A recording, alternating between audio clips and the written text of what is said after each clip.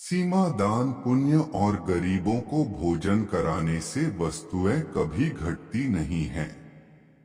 वस्तु की और भी वृद्धि होती है। एक गांव में एक परिवार रहता था। परिवार में सीमा और उसका पति मोहित रहता था।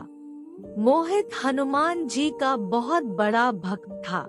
मोहित धर्म पुण्य का काम किया करता था, गरीबों की मदद करता था। लेकिन उसकी पत्नी सीमा उल्टी थी। वह किसी को अपना सामान नहीं देती थी। सीमा बहुत कंजूस औरत थी।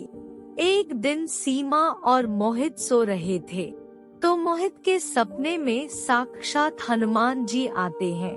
मोहित हनुमान जी को देखकर उनके आगे झुक जाता है और कहता है, हे हनुमान जी महाराज, आप मुझ पर और मेरे परिवार पर अपनी कृपा बनाए रखना और मुझसे कुछ भूल हुई है तो मुझे माफ करना।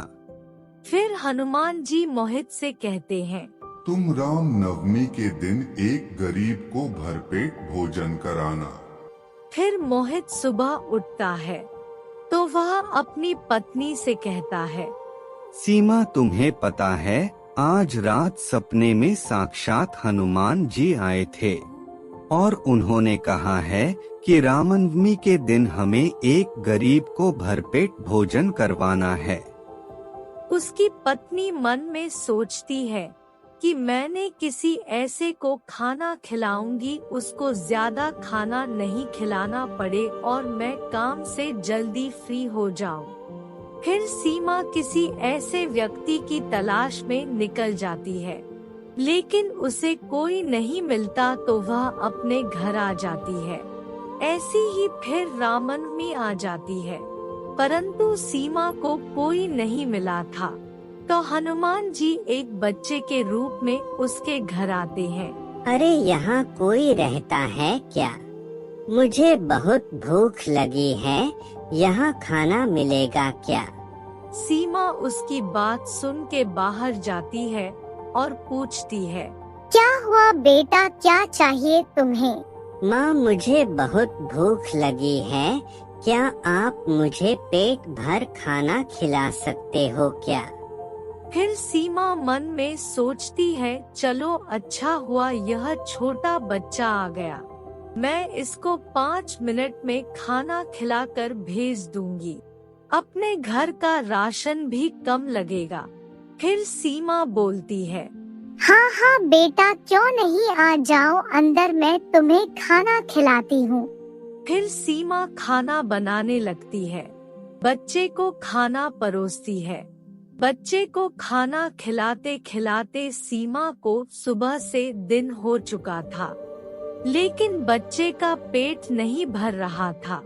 सीमा उसकी थाली में रोटी रखती, वैसे ही कुछ ही देर में रोटी को चट कर जाता और सीमा से कहता, थोड़ा और लाओ ना, मेरा पेट नहीं भर रहा है।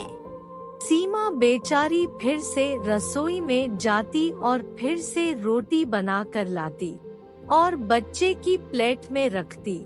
वैसे ही पलक झपकते ही रोटियां गायब हो जाती। धीरे धीरे सीमा का चेहरा गुस्से से लाल हो रहा था। यह सब उसका पति मोहित देख रहा था।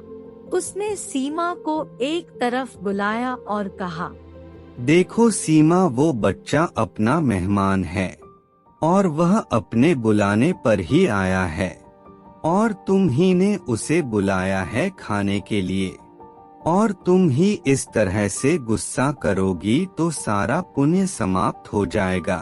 पुण्य तो बाद में समाप्त होगा, पहले अपने घर का सारा राशन समाप्त हो जाएगा। सीमा यह बोल ही रही थी कि तभी बच्चे ने आवाज लगाई, क्या हुआ माँ, इतना समय कैसे लग गया रोटी लाने में? थोड़ा और लाओ ना, मेरा पेट भर ही नहीं रहा है। लाती हूँ। यह कहकर सीमा बढ़ाते हुए रसोई में चली जाती है। फिर वापस ऐसा ही चलता रहा। वह बच्चे की प्लेट में रोटी रखती, वैसे ही रोटियां गायब हो जाती। फिर सीमा अपने पति के पास जाती है और कहती है, यह बच्चा कितना खाएगा? मैं इसके लिए खाना बना बना कर थक गई हूँ। उसको बोलो अब मुझे ही खा जाए। सीमा, तुम यह कैसी बातें कर रही हो? तुम्हें पता है ना बजरंगबली ने क्या कहा था? हाँ हाँ पता है, इसीलिए मैं बार बार उसके लिए रोटियां बना रही हूँ, वरना कब का उसे भगा देती यहाँ से। घर का सारा अनाज खत्म हो गया, लेकिन उस बच्चे का पेट नहीं भरा। फिर सीमा उस बच्चे के पास जाती है और कहती है, अब तो घर में कुछ भी नहीं बचा, अब मैं तुम्हें क्या दूं खाने को? अरे झूठ मत बोलो, तुम्हारे पास बहुत सारे टमाटर रखे हैं और मिर्ची रखी है और ढेर सारा नमक रखा है। सीमा को बच्चे की यह बात समझ में नहीं आई कि उसे यह सब कैसे पता है, लेकिन सीमा टमाटर और नमक उसे लाकर दे देती है। लेकिन उस बच्चे ने फिर से सब खा लिया और बोला, थोड़ा और लाओ ना, मेरा पेट भर नहीं रहा है। फिर सीमा और उसके पति मोहित को समझ में आ रहा था कि यह कोई साधारण बच्चा नहीं है, इसलिए सीमा उस बच्चे से माफी मांगते हुए उस बच्चे के आगे झुक गई। मुझे क्षमा कर दीजिए, अब सच में मेरे यहाँ कुछ भी नहीं बचा है। पर तुम तो किसी छोटे बच्चे को भरपेट खाना खिलाने वाली थी ना, पर उस बच्चे का तो पेट ही नहीं भरा है। आप कोई साधारण बालक नहीं है, आप मुझे बताएं कौन है आप? सीमा के इतना कहते ही हनुमान जी अपने असली रूप में आ जाते हैं। दोनों ने जैसे ही साक्षात बजरंगबली को देखा, वे दोनों उनके चरणों में गिर गए और सीमा बोली, प्रभु प्रभु, आप स्वयं मेरे घर में पधारे हैं, मैं आपको पहचान नहीं पाई प्रभु। फिर हनुमान जी बोलते हैं, सीमा, दान पुण्य और गरीबों को भोजन कराने से वस्तुएं कभी घटती नहीं हैं। वस्तु की और भी वृद्धि होती है। दूसरों को देने से अपने घर में धन बढ़ता ही है। और तुम्हें इस आशीर्वाद से तुम्हारी यह कंजूसी की दूर रख रही थी, इसलिए मुझे यहाँ पर आना पड़ा।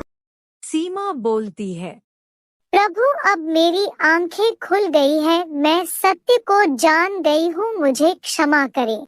बजरंगबली ने सीमा को क्षमा कर दिया और वहां से विलुप्त हो गए। और उनके जाते ही दोनों ने देखा कि उनके घर में धन का भंडार और अनाज की बोरियां पड़ी है।